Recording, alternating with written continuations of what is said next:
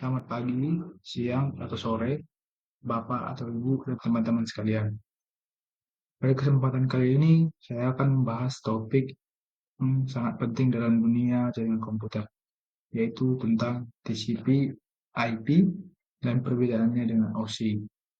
Tema ini sangat relevan, terutama bagi kita yang memahami bagaimana data dapat berpindah dengan begitu cepat dan efisien di era digital.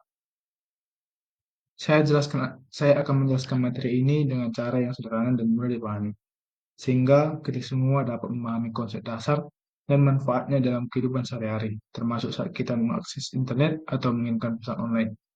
Sebelum saya melanjutkan penjelasan saya, biarkan saya mengenalkan diri saya. Perkenalkan, nama saya Amos Firianus Tumorang dengan NIM 14S22017. Adapun learning objective kita itu ada tiga. Yang pertama deskripsi TCP/IP, deskripsi OSI, dan perbedaan TCP/IP dan OSI, dan juga terdapat di dalam slide ini kekurangan-kekurangan dari TCP dan OSI.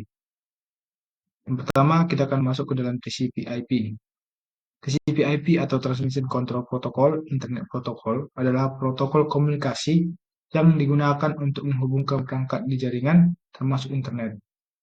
Protokol ini mengatur bagaimana data dikirim, diterima, dan dipahami. Dalam dalam TCP/IP ini terdapat 4 layer.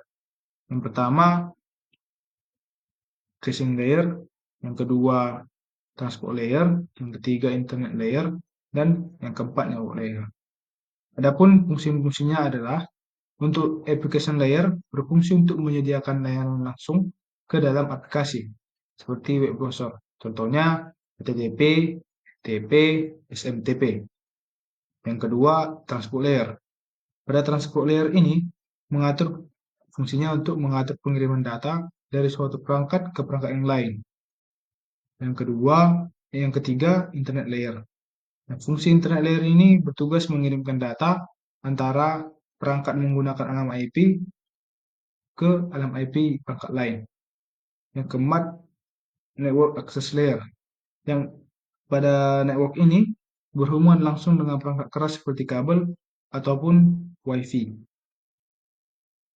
Berikutnya kita masuk ke dalam deskripsi OSI atau Open System Interconnection adalah model konseptual yang menjelaskan cara kerja komunikasi dalam jaringan komputer. Fungsi utama dari OSI adalah sebagai model referensi untuk memahami, merancang, dan menjelaskan bagaimana data berpindah dalam jaringan komputer. Nah, di dalam OSI ini terdapat 7 layer. Yang pertama, fisikal. Fisikal layer ini berurusan dengan perangkat keras seperti kabel dan sinyal.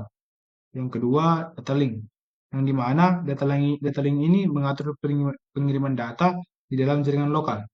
Yang ketiga, network. Network layer ini bertugas mengirimkan data antar jaringan atau routing. Yang keempat, transport. Transport layer ini yang memastikan data diterima dengan benar oleh penerima. Yang kelima, session layer. Pada session layer ini fungsinya untuk mengelola koneksi antar perangkat. Yang keenam, presentation, yang dimana fungsinya untuk mengubah data menjadi format yang dapat dipahami oleh setiap aplikasi. Yang ketujuh, application. Application layer ini adalah yang berhubungan langsung dengan pengguna, yaitu contohnya seperti web browser. Yang berikutnya kita masuk ke dalam kekurangan TCP. Kekurangan TCP ini ada beberapa. Yang pertama itu kompleksitas protokol, yang dimana TCP atau IP memiliki banyak protokol dengan aturan yang cukup kompleks, sehingga memerlukan pemahaman teknis yang mendalam untuk pengaturan dan implementasi. Yang kedua, keamanan terbatas. Protokol TCP atau IP dirancang pada era awal jaringan, sehingga tidak mengintegrasikan fitur keamanan secara langsung. Protokol ini membutuhkan lapisan tambahan seperti SSL atau TLS untuk mengamankan data. Yang ketiga, kurangnya pemisahan konseptual. Beberapa fungsi TCP atau IP tidak terdefinisi secara ketat seperti di OSI. Misalnya, transport layer dan application layer seringkali tumpang tindih dalam implementasinya. Yang keempat, tidak fleksibel untuk teknologi baru. TCP atau IP kurang fleksibel untuk menangani beberapa teknologi jaringan modern, sehingga memerlukan penyesuaian khusus dalam protokol tambahan. Yang kelima, addressing yang terbatas atau IPv4. IPv4 merupakan salah satu bagian awal TCP/IP, memiliki ruangan alamat yang terbatas sehingga harus digantikan dengan IPv6. Berikutnya kita masuk ke dalam kekurangan OSI. Nah, kekurangan OSI juga ada beberapa. Yang pertama, terlalu teoritis. OSI itu merupakan model konseptual yang tidak langsung diterapkan dalam jalan praktis. Banyak protokol yang tidak sesuai persis dengan pembagian lapisan OSI. Yang kedua, tidak efisien untuk implementasi praktis.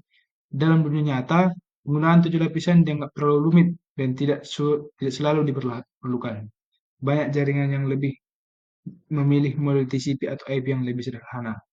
Yang ketiga, dukungan yang terbatas. Beberapa protokol tidak secara langsung mematuhi model OSI, sehingga sulit untuk diterapkan tanpa penyesuaian.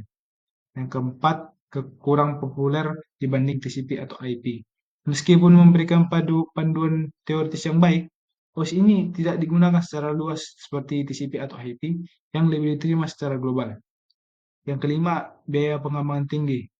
Implementasi penuh dari model OSI ini memerlukan biaya dan sumber daya yang lebih besar dibandingkan dengan TCP dan IP. Yang berikutnya kita masuk ke dalam perbedaannya. Nah, untuk perbedaannya terdapat dari beberapa aspek. Yang pertama tujuan, yang kedua jumlah lapisan, yang ketiga penggunaan, yang keempat itu contoh protokolnya. Oke, kita masuk kepada eh, tujuan TCP dan OSI. Nah, untuk tujuan dari protokol TCP IP itu merupakan protokol yang digunakan untuk komunikasi. Sedangkan protokol OSI merupakan model teoritis untuk menjelaskan jaringan. Nah, kita kemudian masuk ke jumlah lapisan. Jumlah lapisan yang terdapat pada TCP itu ada empat. Empat lapisan yaitu lapisan application, eh, transport, kemudian internet, internet layer, dan keempat network access layer. Nah, untuk lapisan yang terdapat pada OSI itu ada 7, di antara lainnya physical layer, data link, network layer, transport layer, session layer, dan presentasi layer dan application layer.